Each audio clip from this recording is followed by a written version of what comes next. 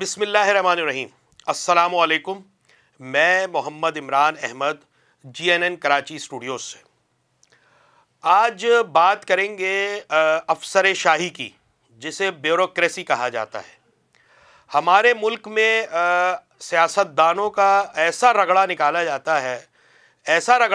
जाता है कि उन्हें छठी का दूध याद दिला दिया जाता है।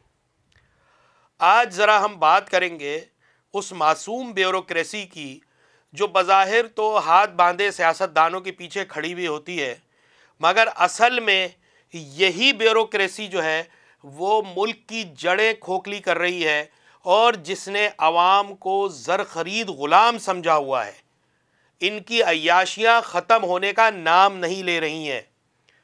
इनकी तायुशात का ये आलम है कि ये 1 रुपया छोड़ने को तैयार नहीं होते हैं।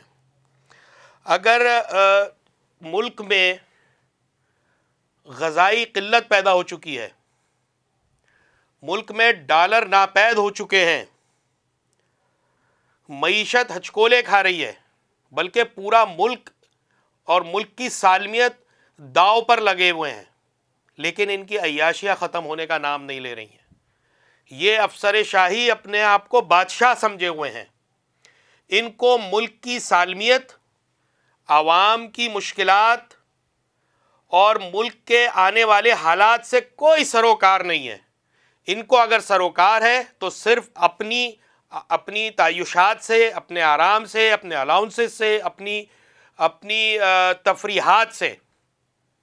आज हम बात करेंगे national school of public policy के तहत जो ब्यूरोक्रेसी को तरबियत देने का इदारा है, उसमें अब ऐसे अफसरों की बात करेंगे, कोई 56 या 50 से ऊपर अफसरान हैं, उनकी बात करेंगे जिन्होंने 20 से 21 ग्रेड में तरक्की ली है, ट्रेनिंग की है उसकी, और तरक्की के लिए वो नामज़द हुए हैं। उनकी तफरीहात की बात करेंगे आज जब बात करेंगे तो फिर शुरू करेंगे इस एक ऑफिस मेमोरेंडम से जो government of Pakistan finance division ने निकाला है 7 जुलाई 2022 को। ये सादगी अपनाने के लिए कुछ इक़दामात वफाकी काबीना ने और वज़ीर आज़म ने दिए थे। उसका ये एक मेमोरेंडम है जो निकाला गया था कि 2022 और 23 में जो माली हालात हैं उनसे निमटने के लिए किस तरीके से सादगी अपनाई जाएगी। उसमें कुछ चीज़ों पर बैन किया गया था। There shall be complete ban on official visit abroad by government functionaries where government of Pakistan funding is involved except obligatory visits. ये है वो नोटिफिकेशन। ये अगर आप देखें और जो हाईलाइट हुआ है ये है वो पॉइंट जिस पर मैं आगे गुफ्तगू करूंगा। अब ये निकला है 7 जुलाई को।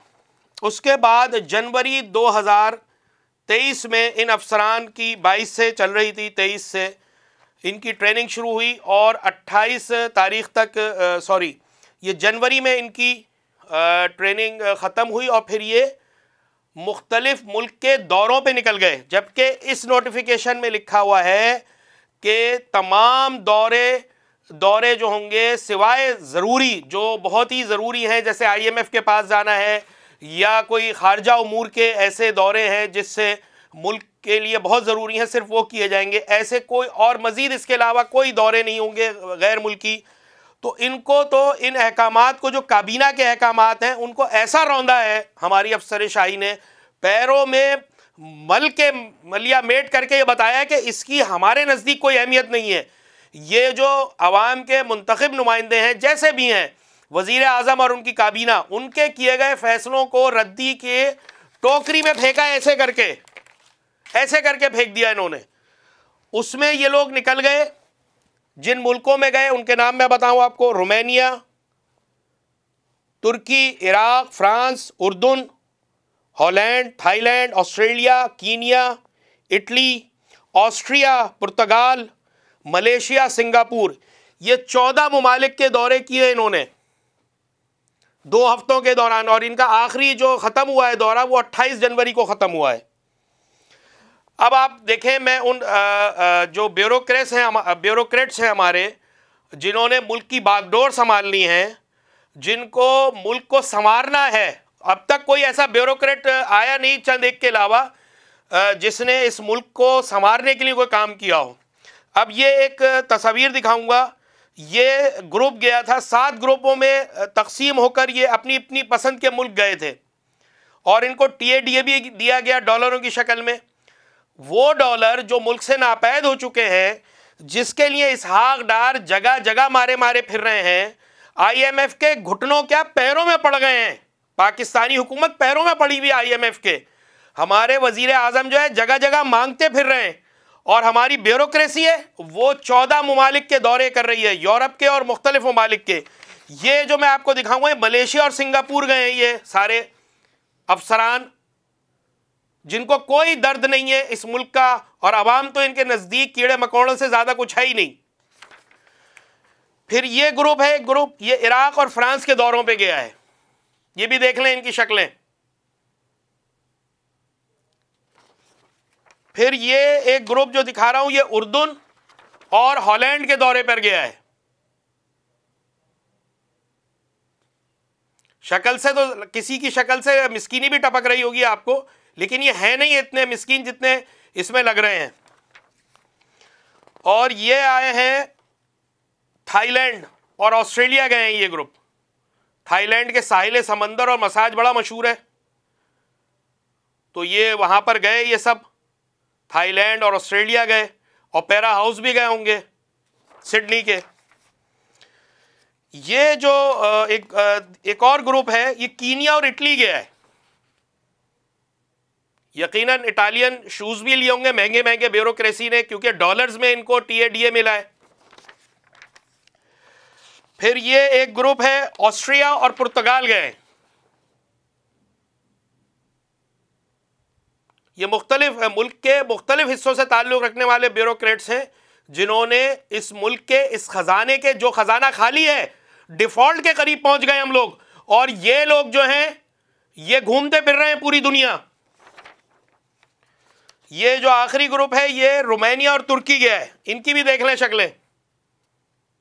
इनको कोई सरोकार नहीं है कि पाकिस्तान का क्या हशर हो रहा है, पाकिस्तान में माली हालात क्या हैं, मुल्क जो है वो डिफ़ॉल्ट हो रहा है, यहाँ पे आटा दस्तयाब नहीं है, आटे के लिए यहाँ पर फसादात हो रहे हैं, लोग मर रहे हैं, लेकिन इनकी तफरियात ख़त्म नहीं होंगी, क्योंकि ये तो मुल्क संभाले में है।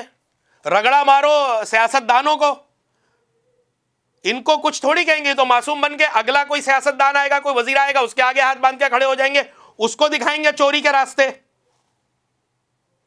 और फिर मजे की बात यह है कि ये इस तरह बहती गंगा में, क्योंकि माले मुफ्त दिले बेरहम, ये जो national school of public policy जो है रेक्टर है उसके एजाज मुनीर साहब, वो भी गए दौरे पर, अपने 5-6 मुल्क वो भी मुंतखब करके वहां जाते हैं। फिर DG एडमिन वो भी अपने पसंद के मुल्कों में गए, नदीम महमूद। अरे भाई क्या यहाँ लूट सेल लगी हुई है पाकिस्तान में? हमसे एक जगह हमें पैसे तनख्वाह नहीं मिल रही है लोगों को, लोगों के लाले पड़े हुए खाने के, लोग खुदकशियां कर रहे हैं भूख और अफलास से और तंगदस्ती से, और इनके मजे और अल्ले तलल्ले खत्म नहीं हो रहे। ये उस पाकिस्तान में है जिसको रोज डिफॉल्ट का सामना करना पड़ रहा है, जिसके लिए भीख मांग रहे हैं IMF से।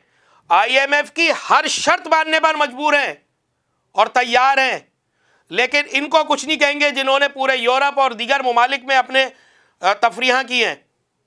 इनको कौन पूछेगा? तो ये पाकिस्तान को माले मुफ्त दिले बेरहम की तरह ना लूटा जाए। पाकिस्तान की बर्दाश्त की भी एक हद होती है। कब तक बर्दाश्त करता रहेगा पाकिस्तान? कब तक यहाँ के अवाम बर्दाश्त करते रहेंगे इन अय्याशियों को, अपने ब्यूरोक्रेसी की, अफसरशाही की? ये खादिम हैं, गुलाम हैं अवाम के, नौकर हैं अवाम के, लेकिन ये बादशाह बने हुए हैं। इनको लगाम डालने की ज़रूरत है। अगर रियासत ने इनको लगाम नहीं डाली तो फिर अवाम लगाम डालेंगे।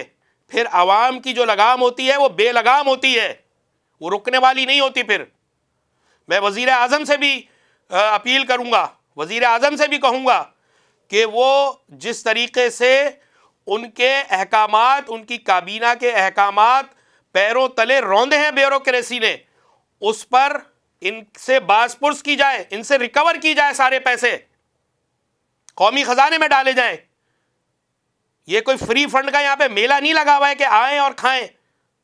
अवाम अपनी जेब से माचिस की तीली से लेकर हर एक आइटम तक पे टैक्स देती है। वो इसलिए नहीं देती कि ये तफरीह दौरे करें। उम्मीद है वजीर आजम साहब इस पर तवज्जो देंगे। शुक्रिया।